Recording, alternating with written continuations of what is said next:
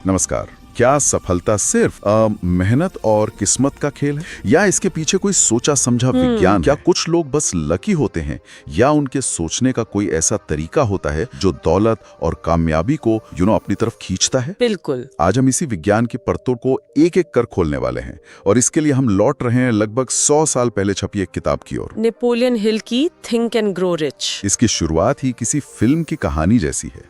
एक नौजवान पत्रकार नेपोलियन हिल उस समय के दुनिया के सबसे अमीर आदमी एंड्रयू कार्नेगी का इंटरव्यू लेने पहुंचते हैं। हाँ, और वो इंटरव्यू कुछ घंटों का नहीं था। नहीं, वो 3 दिन तक चला और उन 3 दिनों के आखिर में कार्नेगी ने हिल के सामने एक प्रस्ताव रखा, एक मिशन। एक ऐसा मिशन जिसने उनकी पूरी जिंदगी बदल दी। कार्नेगी ने कहा, मैं तुम्हें दुनिया के सबसे कामयाब लोगों से मिलवाऊंगा। तुम्हें अगले 20 साल तक उनका इंटरव्यू लेना है और सफलता का एक फॉर्मूला तैयार करना है। और शर्त ये थी कि कोई पैसा नहीं मिलेगा। हाँ, तुम्हें ये सब अपने दम पर करना होगा। और हिल ने वो चुनौती स्वीकार कर ली। और 20 साल की उसी रिसर्च का नतीजा है ये किताब। आज हमारी चर्चा का मकसद सिर्फ उन सिद्धांतों को दोहराना नहीं है, बल्कि उनके पीछे के मनोविज्ञान को समझना है। सही बात है। हम ये जानने की कोशिश करेंगे कि कैसे एक मामूली सा विचार एक विशाल साम्राज्य में बदल सकता है। ये सिर्फ पॉजिटिव थिंकिंग की बात नहीं है, ये एक मेंटल ब्लूप्रिंट बनाने की प्रक्रिया है। तो चलिए इस ब्लूप्रिंट के पहले हिस्से से शुरू करते हैं। किताब का सबसे पहला और शायद सबसे जरूरी सिद्धांत है तीव्र इच्छा, यानी बर्निंग डिजायर। सुनने में ये बहुत आसान लगता है, लेकिन ये सिर्फ ये कहने जैसा नहीं है कि काश मेरे पास एक बड़ी गाड़ी होती। इसमें और एक आम ख्वाहिश में क्या फर्क है? बहुत बड़ा फर्क है। एक ख्वाहिश मतलब वो हवा में होती है, लेकिन एक तीव्र इच्छा एक जुनून है, एक ऑब्सेशन। ऑब्सेशन, हाँ, ये वो चीज है जिसके बारे में आप सोते जागते सोचते हैं। हिल कहते हैं कि ये वो इच्छा है जिसके लिए आप अपनी वापसी के सारे रास्ते बंद करने को तैयार हो। वापसी के सारे रास्ते बंद करना, ये तो बहुत बड़ी बात है। बिल्कुल। जब आप खुद से कहते हैं कि या तो मैं ये हासिल करूंगा या फिर कुछ नहीं, तब वो एक बर्निंग डिजायर बनती है। वो आपके हर फैसले को, हर एक्शन को गाइड करने लगती है। इसका कोई ठोस उदाहरण है जहां किसी ने सिर्फ अपनी शक्ति के दम पर नामुमकिन को मुमकिन कर दिया? सबसे क्लासिक उदाहरण तो हेनरी फोर्ड का ही है।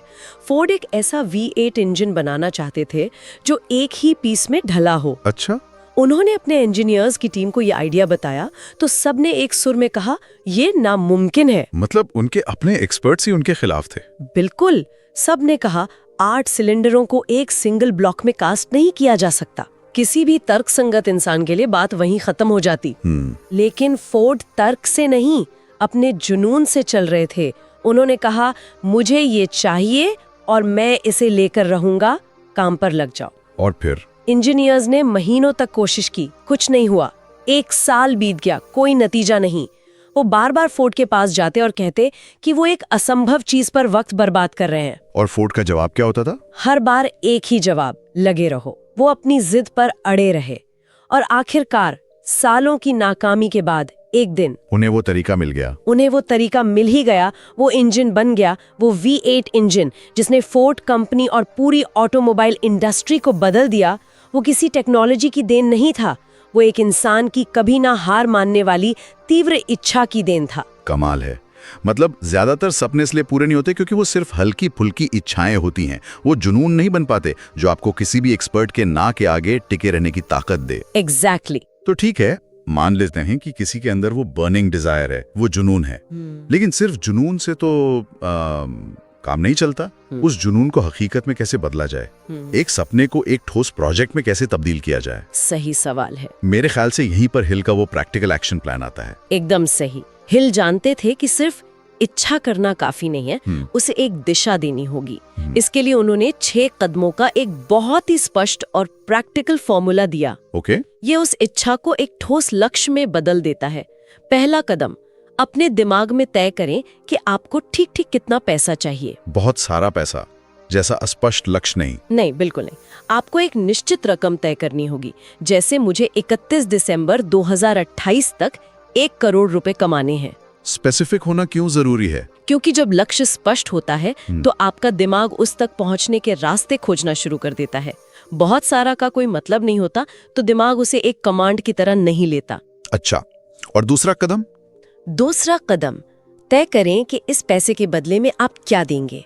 हिल का मानना था कि मुफ्त में कुछ नहीं मिलता। आप अपना समय, अपना आइडिया, अपनी मेहनत, कोई प्रोडक्ट, कोई सर्विस, क्या देंगे? ये बहुत जरूरी बात है।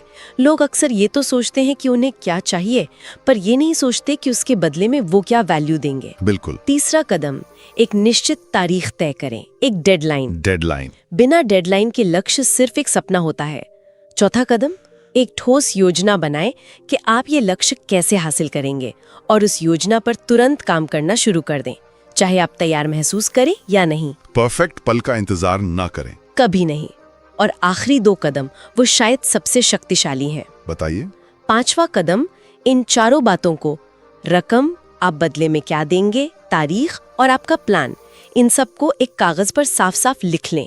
और छठा कदम, इस लिखे हुए स्टेटमेंट को दिन में 2 बार, सुबह उठने के ठीक बाद और रात को सोने से ठीक पहले जोर से पढ़ें। और पढ़ते समय ये महसूस करें, विश्वास करें और कल्पना करें कि वो पैसा पहले ही आपके पास है। ये छोटा स्टेप दिलचस्प है, उसे जोर से पढ़ना और महसूस करना।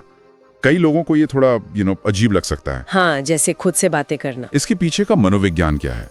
ये सिर्फ खुद को दिलासा देना है या इसका कोई गहरा असर होता है? इसका बहुत गहरा असर होता है। ये सिर्फ पॉजिटिव थिंकिंग नहीं है, ये एक न्यूरोलॉजिकल प्रक्रिया है। हिल ने इसे ऑटो सजेशन कहा है। Auto suggestion? हाँ, जब आप किसी चीज को जोर से बोलते हैं और उसके साथ गहरी भावनाएं जैसे विश्वास और उम्मीद जोड़ते हैं, तो आप असल में अपने दिमाग में नए न्यूरल पाथवेज बना रहे होते हैं। अच्छा। आप अपने अवचेतन मन यानी सबकॉन्शियस माइंड को सबूत दे रहे हैं कि ये लक्ष्य सिर्फ एक सपना नहीं बल्कि एक तयशुदा हकीकत है। तो ये एक तरह से अपने दिमाग को ये यकीन दिलाना है कि जो हम चाहते हैं वो हमें मिल चुका है। आप इसे ऐसे समझिए, हमारा अवचेतन मन एक बहुत उपजाऊ जमीन की तरह है। वो तर्क नहीं करता, वो बस जो बीज उसमें डाला जाता है उसे उगा देता है। अगर आप उसमें शक, डर और गरीबी के बीज डालेंगे तो वो ही उगेगा। लेकिन अगर आप जानबूझकर उसमें दौलत, सफलता और आत्मविश्वास के बीज बोएंगे तो वो उसे भी सच मानकर हकीकत में बदलने के रास्ते खोजने लगेगा। सही बात है। ऑटो सजेशन उसी जमीन में सही बीज बोने का तरीका है। बिल्कुल। तो हमारे पास एक जबरदस्त प्लान है, कागज पर सब कुछ तैयार है और हम अपने दिमाग को भी प्रोग्राम कर रहे हैं। लेकिन असल दुनिया प्लान के हिसाब से तो नहीं चलती। कभी नहीं। पहले ही दिन कोई बड़ी मुश्किल आ जाती है, कोई आपको मना कर देता है या आपका पैसा डूब जाता है। अब क्या? यहीं पर तो 99% लोग हार मान लेते हैं। और इसी मोड़ पर नेपोलियन हिल दृढ़ता यानी परसिस्टेंस के सिद्धांत को सबसे जरूरी मानते हैं। दृढ़ता वो इंजन है जो आपकी इच्छा शक्ति को मंजिल तक ले जाता है। और इसके लिए वो डार्बी वाली कहानी है ना? हाँ, आर्यू डार्बी की कहानी शायद सबसे बेहतरीन है। डार्बी और उनके चाचा को गोल्ड फीवर चढ़ा था। वो सोना खोजने निकल पड़े। किस्मत से उन्हें एक जगह सोने का भंडार मिल भी गया। मतलब शुरुआत अच्छी हुई। बहुत अच्छी। उन्होंने कुछ सोना निकाला, उसे शहर जाकर बेचा और उस पैसे से भारी मशीनें खरीद ली। लेकिन जैसे ही उन्होंने मशीनों से खुदाई शुरू की, सोने की वो नस गायब हो गई। जैसे वो कभी थी ही नहीं। उन्होंने हफ्तों तक और खुदाई की पर कुछ नहीं मिला। और फिर उन्होंने हार मान ली। हाँ, वो थक गए, निराश हो गए। उन्होंने अपनी सारी महंगी मशीनें एक कबाड़ी वाले को कुछ $100 में बेच दी और घर लौट आए। लेकिन कहानी यहाँ खत्म नहीं होती। नहीं, उस कबाड़ी वाले ने सोचा कि मशीनें बेचने से पहले एक माइनिंग इंजीनियर से सलाह ले ली जाए। इंजीनियर ने उस जगह का मुआयना किया और बताया कि सोने का मुख्य भंडार वहीं है। कहाँ? ठीक उसी जगह से सिर्फ 3 फीट नीचे जहाँ डार्बी ने खुदाई छोड़ी थी। क्या बात कर रहे हैं? सिर्फ 3 फीट? ये तो सुनने में भी तकलीफ दे रहा है। वो कबाड़ी वाला रातों रात करोड़पति बन गया और डार्बी को जिंदगी का सबसे बड़ा सबक मिला। उन्हें समझ आया कि ज्यादातर लोग सफलता से सिर्फ 1 कदम या शायद 3 फीट दूर होते हैं जब वो हार मान लेते हैं। इस एक अनुभव ने उनकी जिंदगी बदल दी। वो बाद में एक बेहद सफल इंश्योरेंस सेल्समैन बने, क्योंकि वो जानते थे कि हर ना का मतलब हार नहीं होता। वो हर ना को एक हाँ के और करीब पहुंचने का एक कदम मानते थे। ये कहानी सिर्फ दृढ़ता की नहीं बल्कि सही सलाह लेने की भी है। उस कबाड़ी वाले ने सिर्फ इसलिए करोड़ों कमाए क्योंकि उसने हार मानने से पहले एक एक्सपर्ट से पूछ लिया। सही पकड़ा। लेकिन दृढ़ता के साथ एक और चीज जुड़ी है, निर्णय लेने की क्षमता। हिल कहते हैं कि सफल लोग तेजी से फैसले लेते हैं, पर क्या इसमें एक खतरा नहीं है? तेजी से लिया गया फैसला गलत भी तो हो सकता है। बहुत अच्छा सवाल है। हिल का मतलब जल्दबाजी से नहीं है। उनका कहना है कि सफल लोग जानकारी इकट्ठा करने के बाद तेजी से और मजबूती से निर्णय लेते हैं और फिर उस पर टिके रहते हैं। अच्छा। वो उसे बहुत धीरे धीरे बदलते हैं, अगर बदलते भी हैं तो। वहीं दूसरी तरफ असफल लोग फैसला लेने में बहुत समय लगाते हैं और फिर दूसरों की एक छोटी सी राय पर उसे तुरंत बदल देते हैं। हेनरी फोर्ड की तरह। हाँ, हेनरी फोर्ड अपनी मॉडल टी कार के डिजाइन को लेकर कुख्यात रूप से जिद्दी थे। उनके सारे सलाहकार कहते रहे कि डिजाइन बदलो, लेकिन वो सालों तक अपने फैसले पर अड़े रहे और उसी एक मॉडल ने उन्हें अमीर बना दिया। अब उस चीज की बात करते हैं जो शायद इन सभी सिद्धांतों पर पानी फेर सकती है, वो अदृश्य दीवार जो ज्यादातर सपनों को शुरू होने से पहले ही खत्म कर देती है। आलोचना का डर। हाँ, सीधा साधा सवाल, लोग क्या कहेंगे। नेपोलियन हिल ने 6 मूल डर बताए हैं। गरीबी, बीमारी, मौत का डर भी। लेकिन वो आलोचना के डर को सबसे विनाशकारी मानते हैं। सबसे विनाशकारी? हाँ, और सबसे दिलचस्प बात यह है कि ये डर अक्सर अजनबियों से नहीं बल्कि हमारे सबसे करीबी लोगों से आता है, परिवार और दोस्तों से। वो हमारी परवाह करते हैं, इसलिए वो नहीं चाहते कि हम कोई रिस्क लें और अनजाने में वो हमारे सपनों को छोटा कर देते हैं। और आज के सोशल मीडिया के जमाने में तो ये डर 1000 गुना बढ़ गया होगा। आपने बिल्कुल सही पकड़ा। आज हर कदम पर आपको हजारों राय और आलोचनाएं मिल सकती हैं। ऐसे में अपने अनोखे रास्ते पर टिके रहना और भी मुश्किल हो गया है। इतिहास गवाह है, जब मार्कोनी ने कहा कि वो बिना तार के हवा के जरिए संदेश भेज सकते हैं, तो उनके दोस्तों ने उन्हें पकड़कर एक मनोरोग अस्पताल में भर्ती करा दिया था। अच्छा।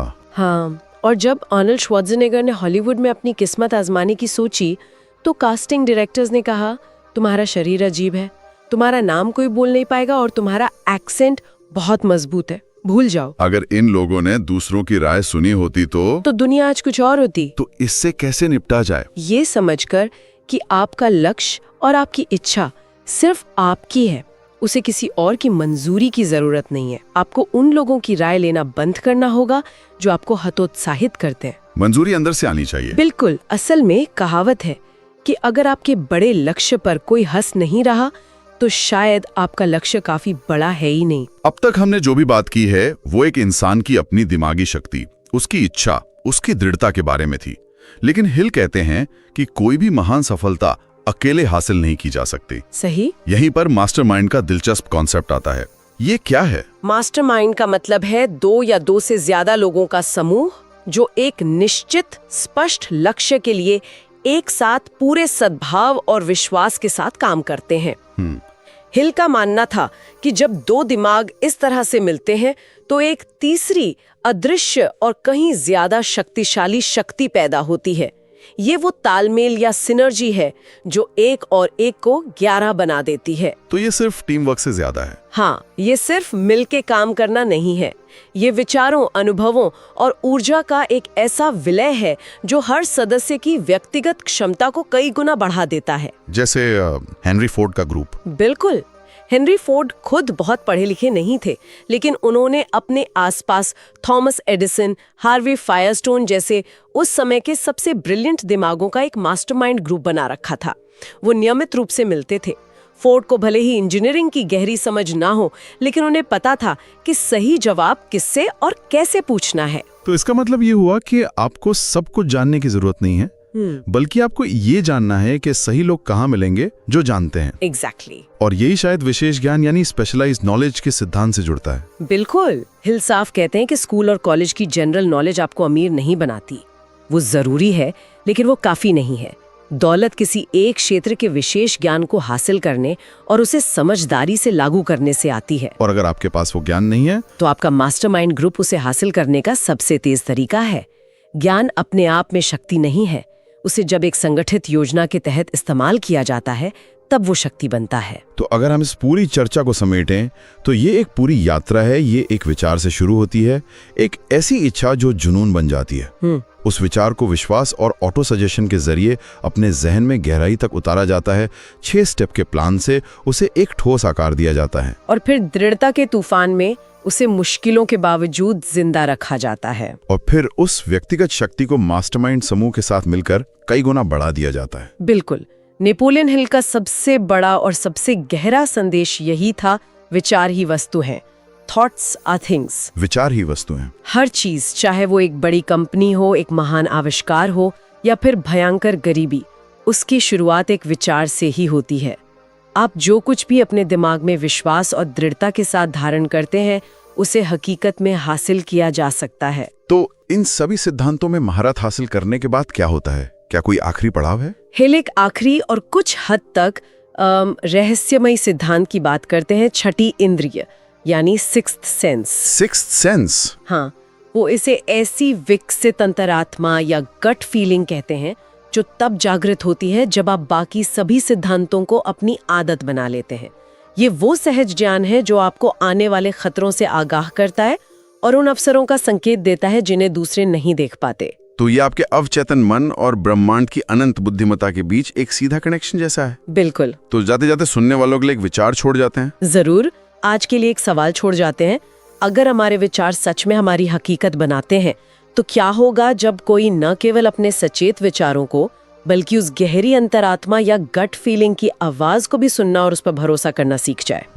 जब आपका जुनून, आपका प्लान और आपकी अंतरात्मा तीनों एक ही दिशा में काम करने लगे, उस तालमेल से कैसी हकीकत बनाई जा सकती है? दोस्तों, अगर आपको लगता है कि यह समरी आपके जीवन में भी बदलाव की एक नई चिंगारी पैदा कर सकती है, तो दोस्ती इस चैनल बुक समरी हब को जरूर सब्सक्राइब कीजिए, क्योंकि यहाँ हम सिर्फ किताबों का सार नहीं समझाते, हम जिंदगी को गहराई से समझते हैं।